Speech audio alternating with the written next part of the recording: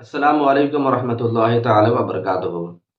کبھی ایسا ہوتا ہے کہ شوہر بیوی پر کافی حد تک ظلم کرتا ہے، اس کا خرچہ پانی نان و نفقہ بالکل نہیں اٹھاتا ہے، اور عورت طلاق کا مطالبہ کرتی ہے تو شوہر طلاق دینے کو بھی تیار نہیں ہوتا ہے۔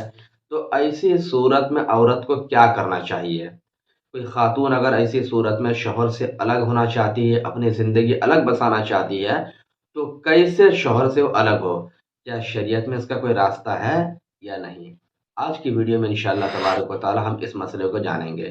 ناظرین کرام، میں آپ کا خادم مفتی عبدالسلام آپ کی خدمت میں ایک اہم مسئلہ لے کر حاضر آیا۔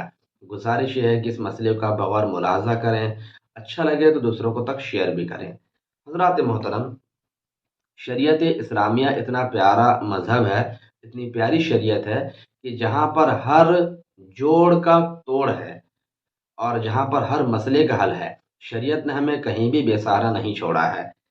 سب سے پہلی بات یہی ہے کہ اگر واقعی میں شوہر ظالم ہے، عورت کے اوپر ظلم کرتا ہے، حقوق کو ادا نہیں کرتا ہے، خرچہ پانی عورت کو نہیں دیتا ہے، تو شوہر کو یہ کرنا چاہیے کہ عورت کو طلاق دے دے، تاکہ عورت آزاد ہو کر اپنی زندگی اچھے طریقے سے کہیں بھی گزار سکے۔ اور اگر شوہر طلاق نہ دے تو محلے کے لوگوں کو، رشتہ داروں کو چاہیے کہ مرد کے اوپر فورس کرے، اسے مجبور کرے کہ وہ طلاق دے دے۔ کبھی کبھی ایسا بھی ہوتا ہے کہ سماج کے دباؤ کی وجہ سے یا گاؤں پنچایت مکھیا جو ذمہ داران لوگ ہوتے ہیں ان کے پریشر کی وجہ سے بھی مرد طلاق دے دیتا ہے۔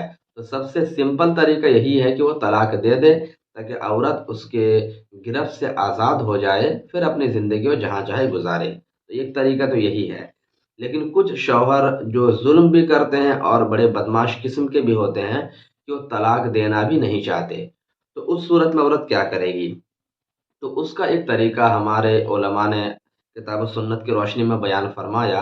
اس طریقے کو شریعت کے زبان میں خلا کہتے ہیں۔ خلا، خلا کا مطلب یہ ہوتا ہے کہ عورت کچھ پیسہ دے کر شوہر سے چھٹکارا حاصل کر لے۔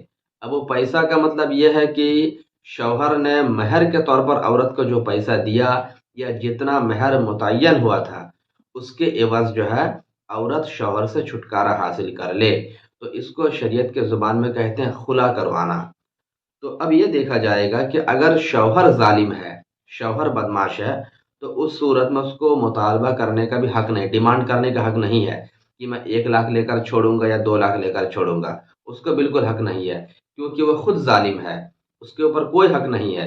بلکہ جو بھی عورت کی طرف سے دے دیا جائے اس کو لے لے، اور لینے کے بعد عورت کو آزاد کر دے، تاکہ وہ گناہ سے بھی بچے۔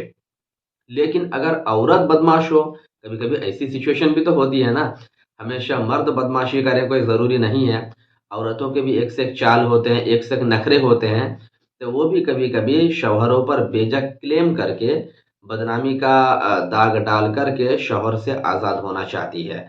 تو ہمارے علماء نے فرمایا کہ اگر عورت بدماشی کر رہی ہے اور یہ ظالمہ ہے، تو اس صورت میں شوہر پھر کلیم کر سکتا ہے کہ میں اتنا لوں گا اور اتنے کے بدلے تم سے خلا کراؤں گا، تم کو چھوڑوں گا۔